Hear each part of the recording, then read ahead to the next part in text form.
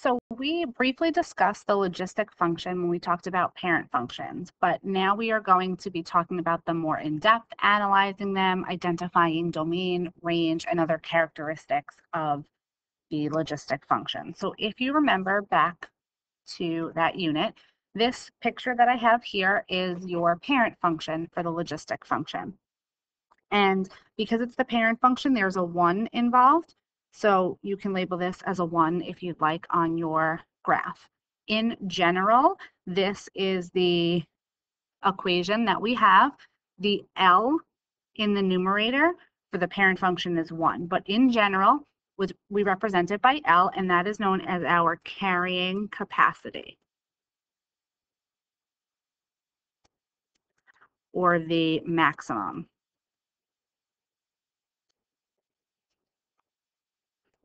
And then it's over 1 plus some number, if it's there, b. In this case, it's not for our parent function, e to the negative kt. And remember that k we've been using for continuous interest, and that's your rate. And it's a negative, but it's also in the denominator. So don't get too confused with the positive rate or negative rate and things like that. So for the purpose of this video, we're going to take notes for the parent function that I have graphed here, and then I'm going to add in some notes for you in general when there are different transformations or things like that have changed, because we won't always be talking about our parent function. We'll have word problems involved and things like that. So my domain, remember, is my x values. It goes from left to right. This graph has arrows that go on forever, so this is all real numbers. My range is my y values, so it's bottom to top. So the lowest that it goes is 0, the highest that it goes is 1. Or in general, when we're talking more abstract, it's going to go from 0 to your carrying capacity, which of course is represented by L, as we just discussed.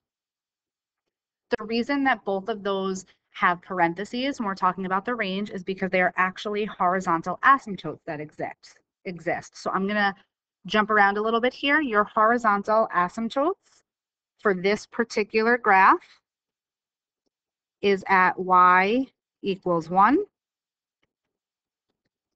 and y equals 0. But in general, they're at y equals your carrying capacity and y equals 0.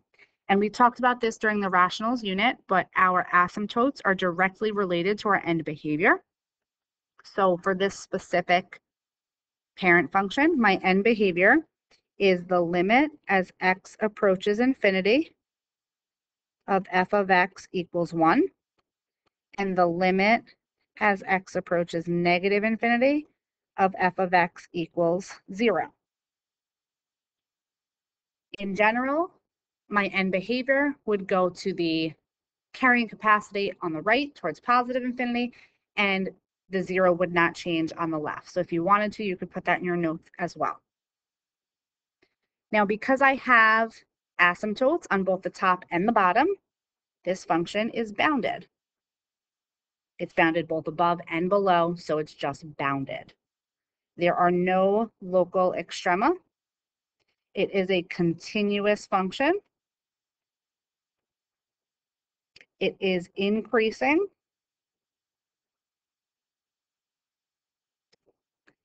And it does not have symmetry in terms of even or odd functions, but it does have symmetry about the point 0, 1/2. So this point here, which by the way is our y-intercept for the parent function, but in general,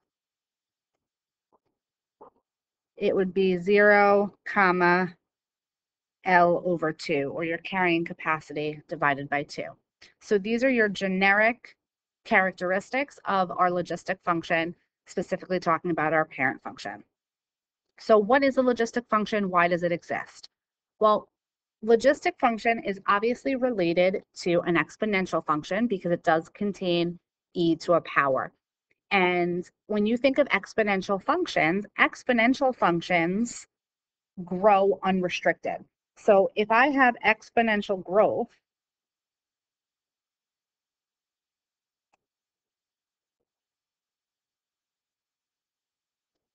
It's not bounded above, it's only bounded below.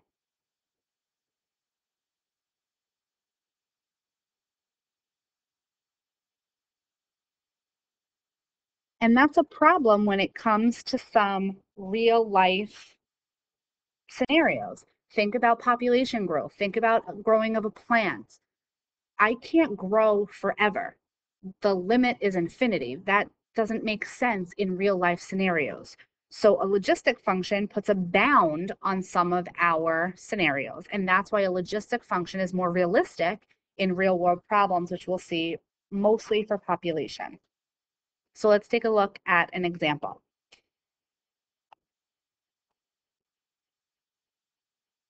Okay, consider the function g of x equals 20 over 1 plus 2e to the negative 3x. So determine your y-intercept. Remember that your y-intercept is when x equals 0. So all I need to do is substitute in for 0. So y equals 20 over 1 plus 2e to the negative 3 times 0. Remember, this could be a part without your calculator, so just use your order of operations and laws of exponents. I have plus 20e to the 0. Anything to the 0 power is 1. So this is really 20 over 3, which is approximately 6.67. But I want to be accurate and specific, so I'm going to write this as 0, 20 over 3. I do have it as a decimal just for myself in case I have to graph it, which we will. Part B, state the carrying capacity. So that number up top is always your carrying capacity.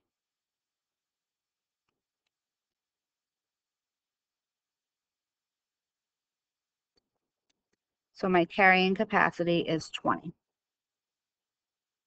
When is the average rate of change the fastest, or where? So this is a very important piece of information for calculus next year.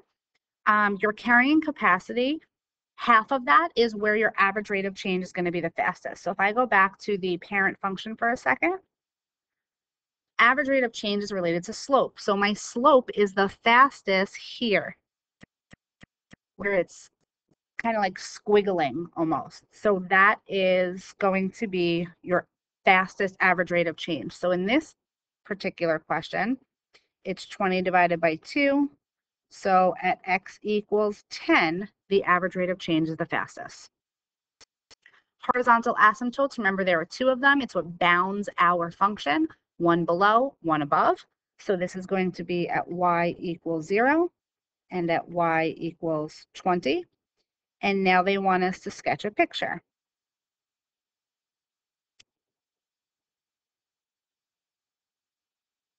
Doesn't need to be perfect, it's just a sketch. I have an asymptote here.